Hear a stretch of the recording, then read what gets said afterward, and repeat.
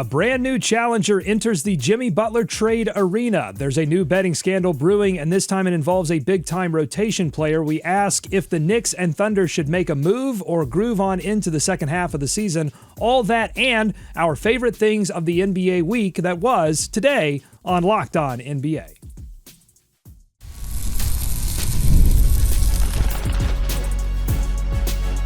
You are Locked On NBA, your daily NBA podcast. Part of the Locked On Podcast Network, your team every day. Welcome to Locked On NBA. Thanks so much for making us your first listen of the day. We are free and available wherever you get your podcast. Part of the Locked On Podcast Network, your team every day. Super Bowl 59 is here, and there's no better way to make every play more exciting than with FanDuel Sportsbook. New customers can bet just $5, and if you win, you'll score $200 in bonus bets. Download the app or head to FanDuel.com today to get started. I'm Doug Branson, host of Locked On Hornets, and your Shot Clock Sherpa, guiding you through the NBA's biggest stories with the help of Locked On's local experts. And with me are two of Locked On's premier national NBA experts from the Locked On Nuggets podcast and senior NBA writer for the Action Network. We've got Matt Moore, and from the Locked On Bulls podcast, it is Haize. Matt Haize, a new team has emerged as a potential trade suitor for Jimmy Butler. The New Orleans Pelicans have this week registered interest in trading for Butler, according to Mark Stein and Jake Fisher on the Stein line. League sources tell the Stein line that the extent of New Orleans' interest was not immediately clear, but sources tell them that a firm offer from the Pelicans would be built around the $36 million expiring contract of Brandon Ingram.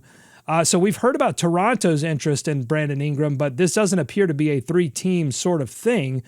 Matt, what would push New Orleans into making a deal for Butler and his player option next season?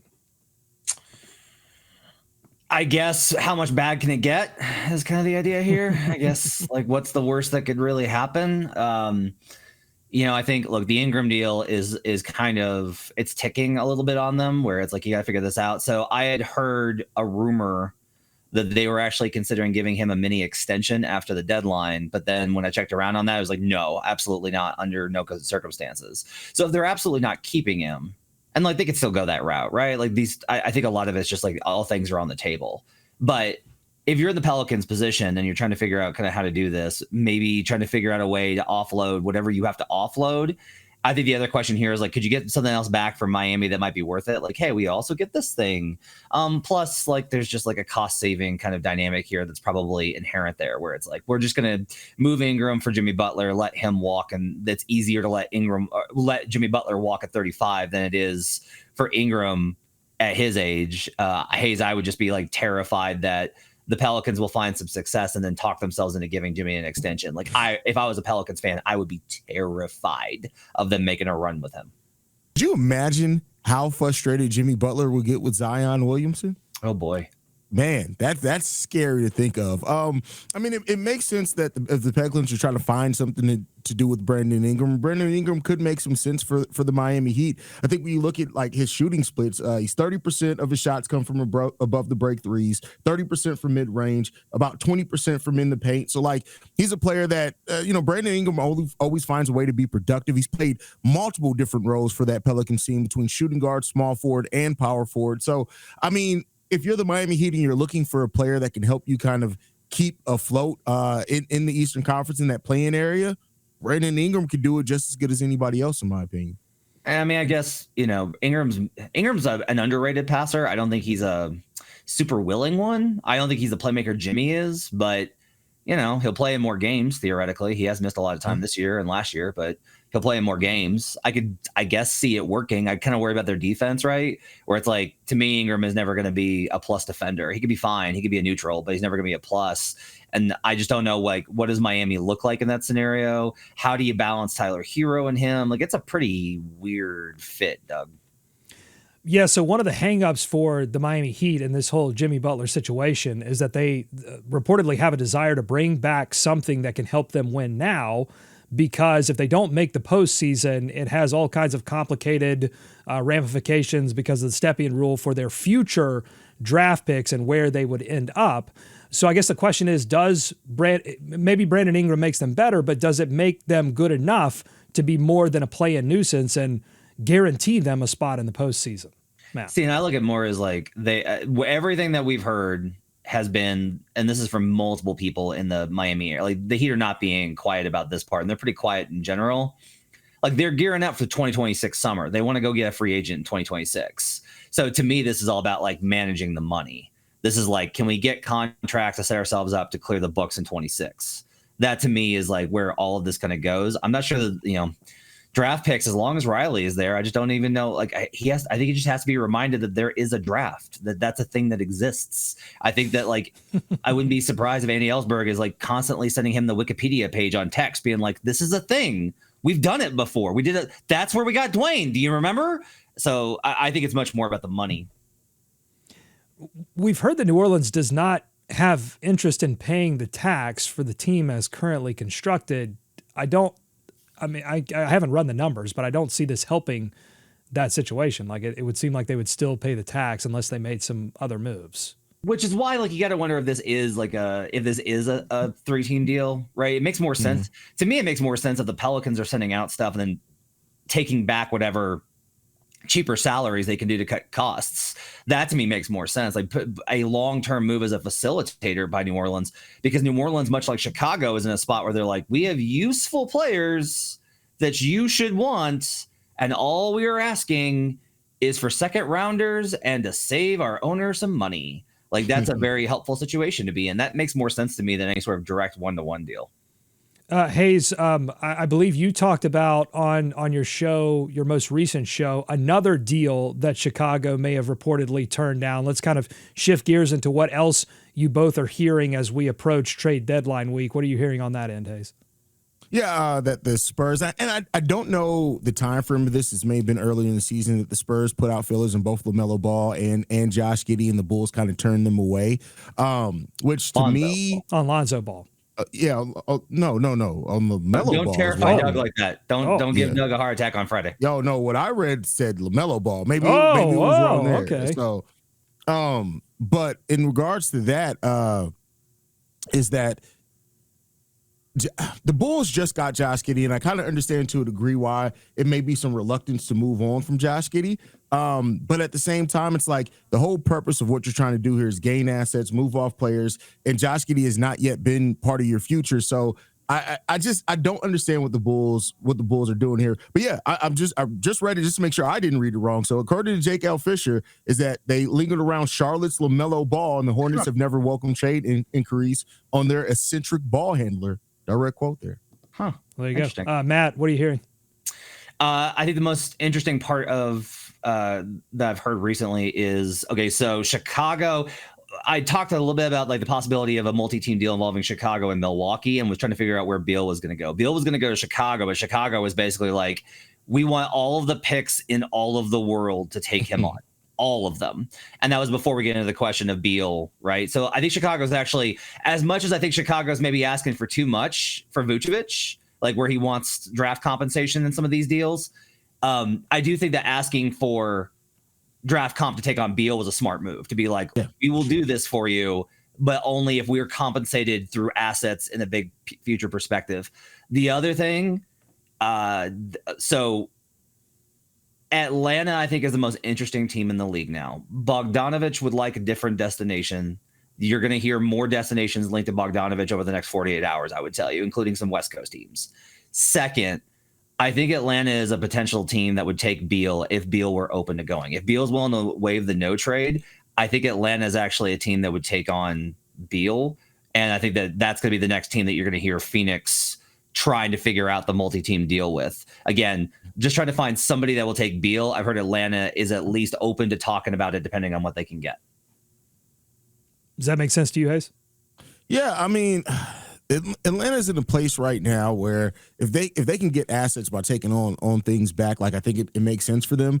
I'm still waiting for them to just pull the trigger and go younger, even maybe move Trae Young. But it doesn't surprise me that the Hawks are maybe willing to be the team to take on some bad salary. The Bulls wanted it. We don't execute well, but Atlanta makes some sense there. Let's just get crazy. Let's just send Trae to New Orleans and Zion to Miami, and he can like deal with their strength and conditioning program. And then we'll send like Butler to Phoenix, and then we'll send Bradley Beal to Chicago and Zach LaVine to let's just get crazy and just like do something wild here. It's not going to happen.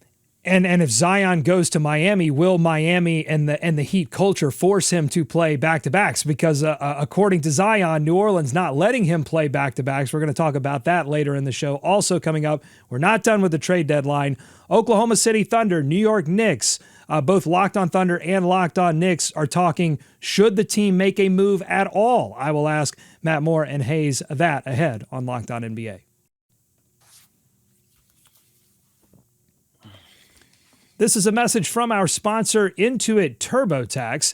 Taxes used to be waiting and wondering and worrying if you were going to get any money back, and then waiting, wondering, and worrying some more.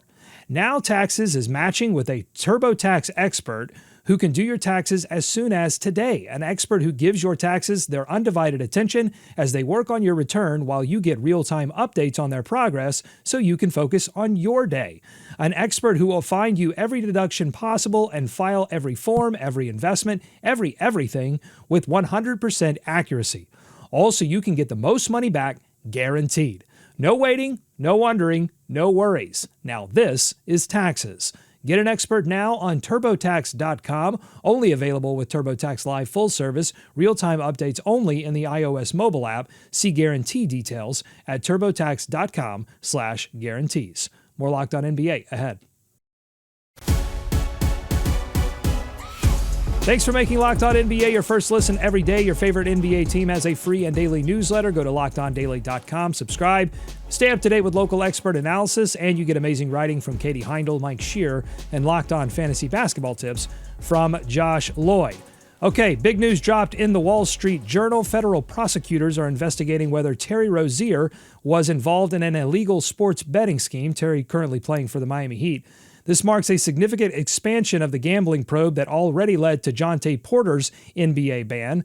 The inquiry stems from unusual betting activity on Rozier's performance in a March 2023 game when he played for the Charlotte Hornets, raising fresh concerns about the NBA's vulnerability to game fixing amid the rise of sports gambling.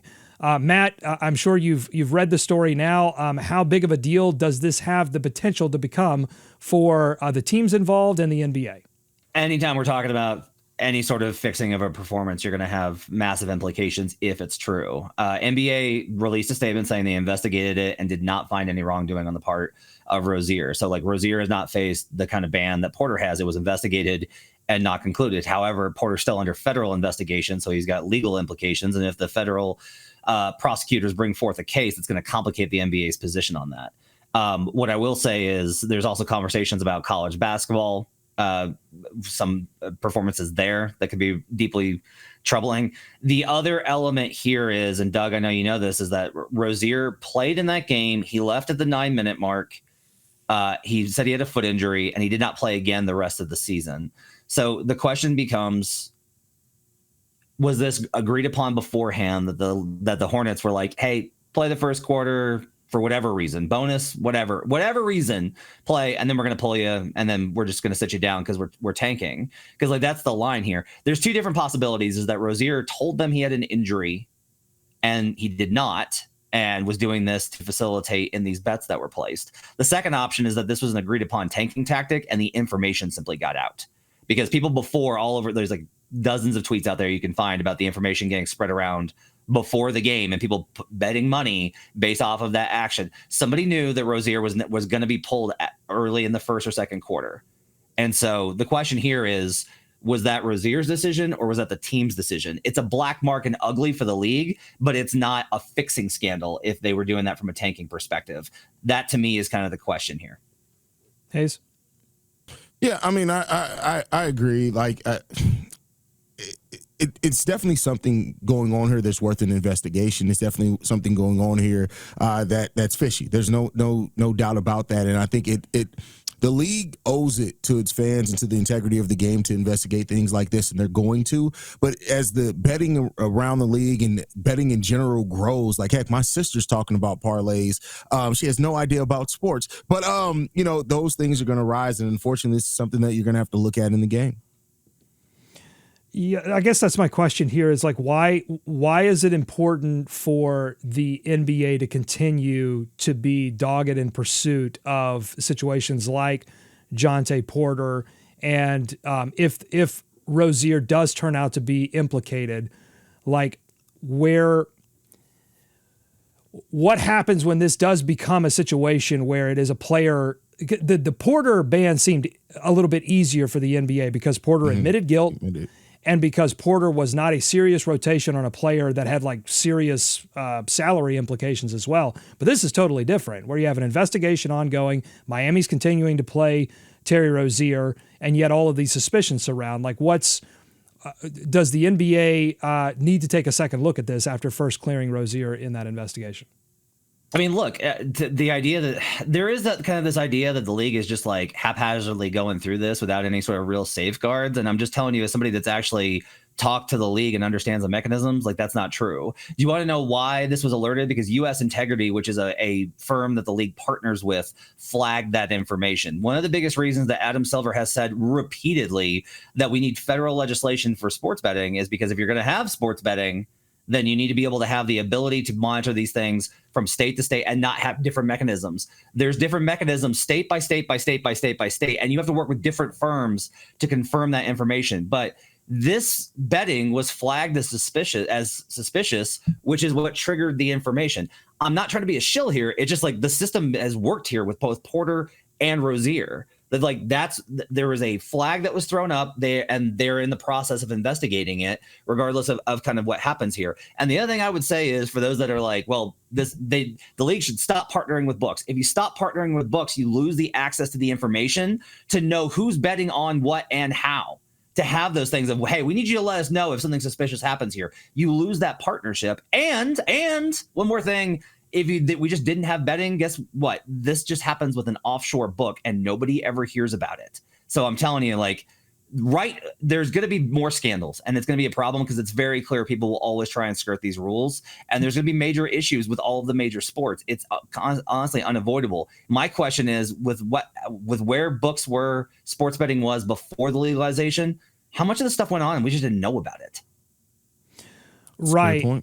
And I think it also ties into, we look at the things like the things that the NBA has done to keep players who are healthy on the floor, and we looked at that from the angle of, fans come to see certain players, and we want to make sure that everyone's playing competitively and not obviously tanking. But there is this sort of betting angle to it all, because as you mentioned, like the question on the Rozier thing is, was this a team initiated thing that someone got word of, or was this player involvement? So all that becomes really more interesting. And that's kind of where I keep leaning towards, is just how much, because of the way the league is kind of curt about it, is like, yeah, we investigated it, and it's not a thing. This is a read by me. This is not based on reporting. I haven't spoken to anyone in the league or with the Charlotte Hornets, but to me, this reads as they spoke to the Hornets and were like, we told him we were going to sit him because we were trying to get, like, he needed to get certain minutes for whatever reason. And then once he played in that game, we were able to go ahead and sit him down. And we were done. Like, we're just, and this is normal. This is NFL does this. Not going to play your starters in the last game of the season because you don't want to get them hurt. Like, this is common in sports. And I don't know. The problem there is, well, they shouldn't have leaked it. How do you control information? How do you stop people from talking? And we're getting around. Let us know what you think on YouTube, youtube.com/@LockedOnNBA. Hit us up in the comments.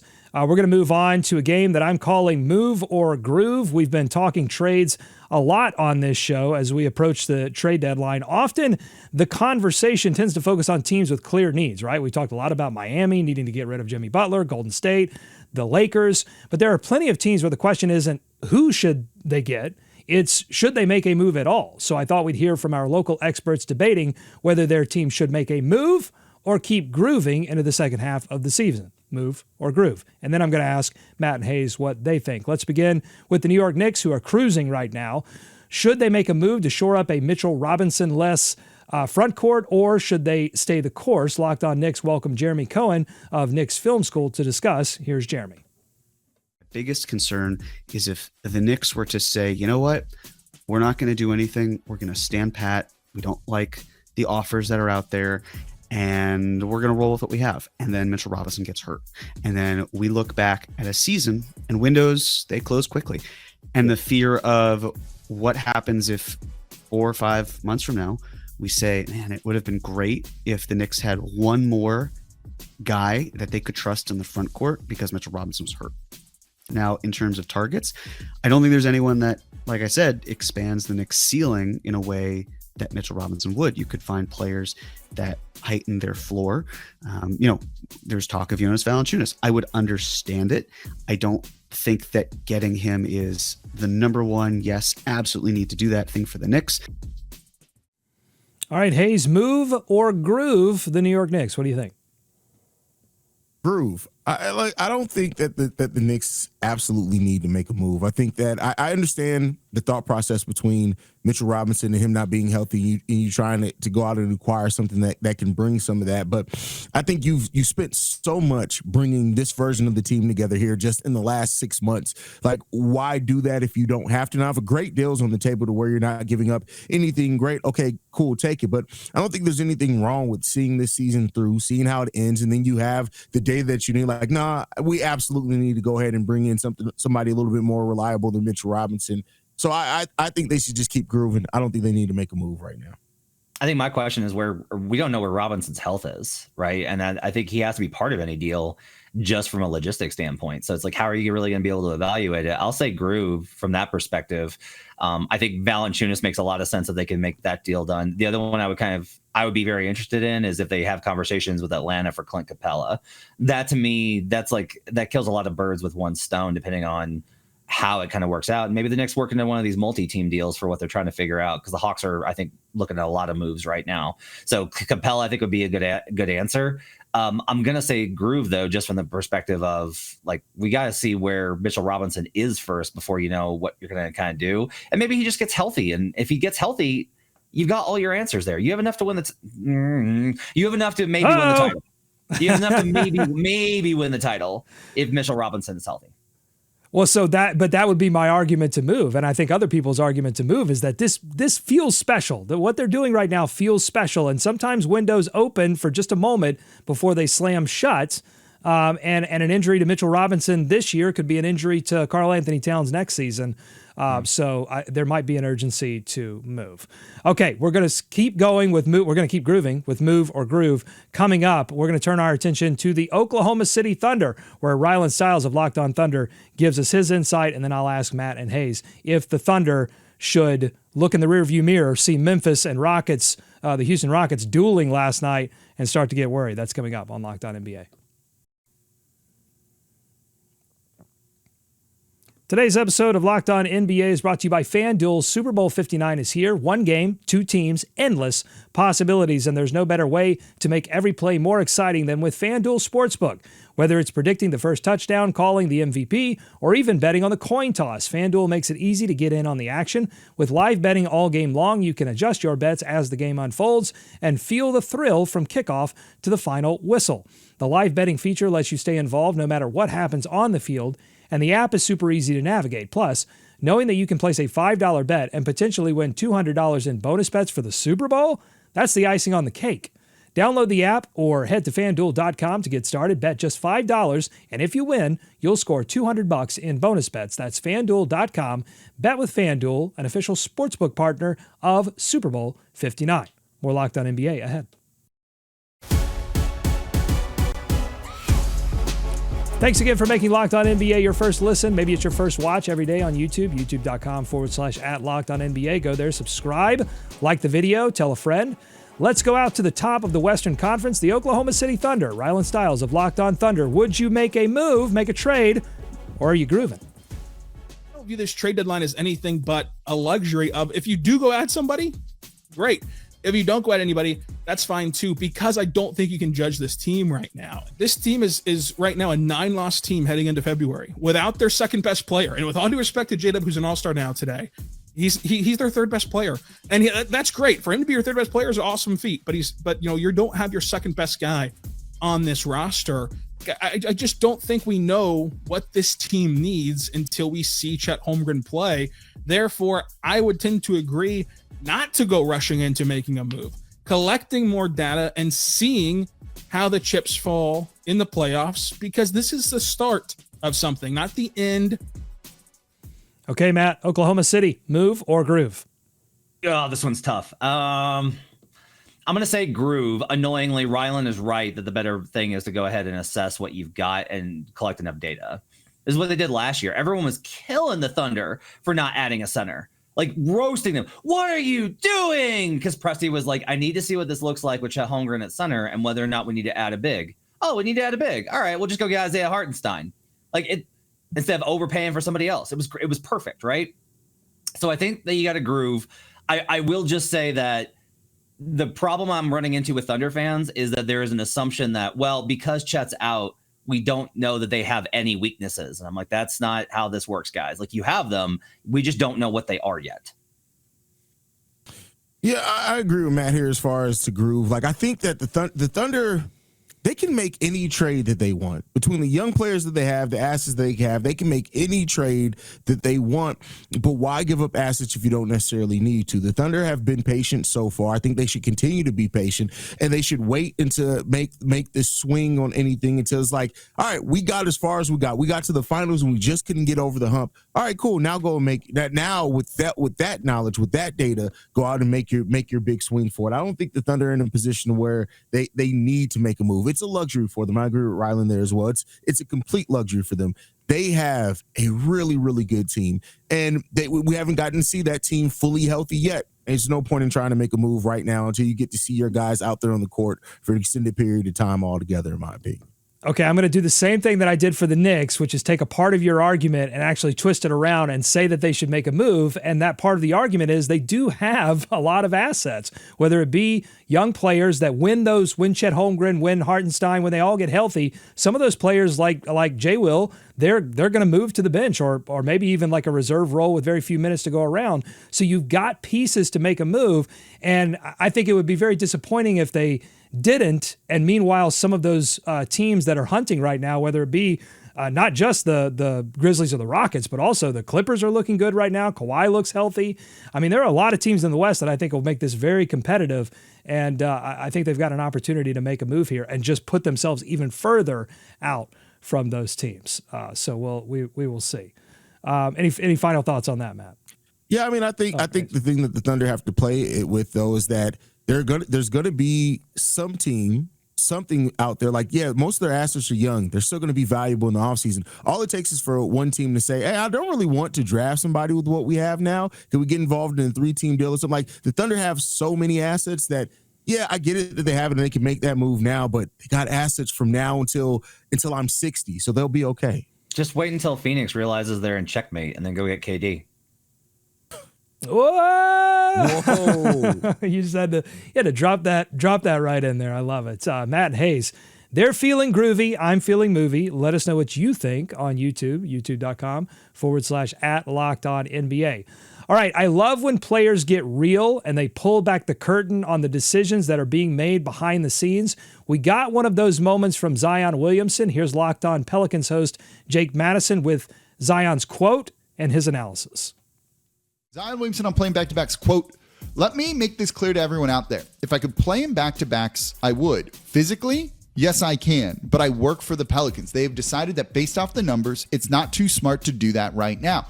If that's what they feel, I'm rocking with them on that," end quote. This has nothing to do with Zion Williamson being lazy, being out of shape, or anything like that whatsoever. He can play back-to-backs. I told you that a couple of weeks ago when they haven't been having him do this. It's about recovery and the risk of re-injury.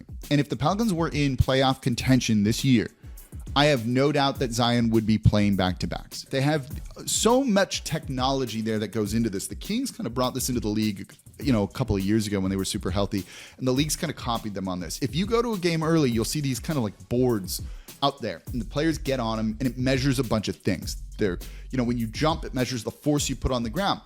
They have baseline numbers for these guys. If those force numbers, whatever the numbers are, come in lower, then they're like, hold on, something's off. We might need to adjust this guy's minutes. He's a little bit tired. We got to keep him fresh. It could lead to injury. When you're fatigued, your body compensates. It can lead to further injuries.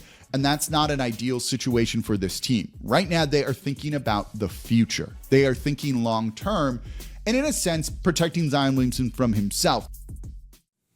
May the force be with Zion. Are the Pelicans doing the right thing by Zion Williamson? What's the line here between, hey, that guy is healthy enough to play and fans came to see him, and hey, his force numbers are down or whatever? Hayes, what do you think?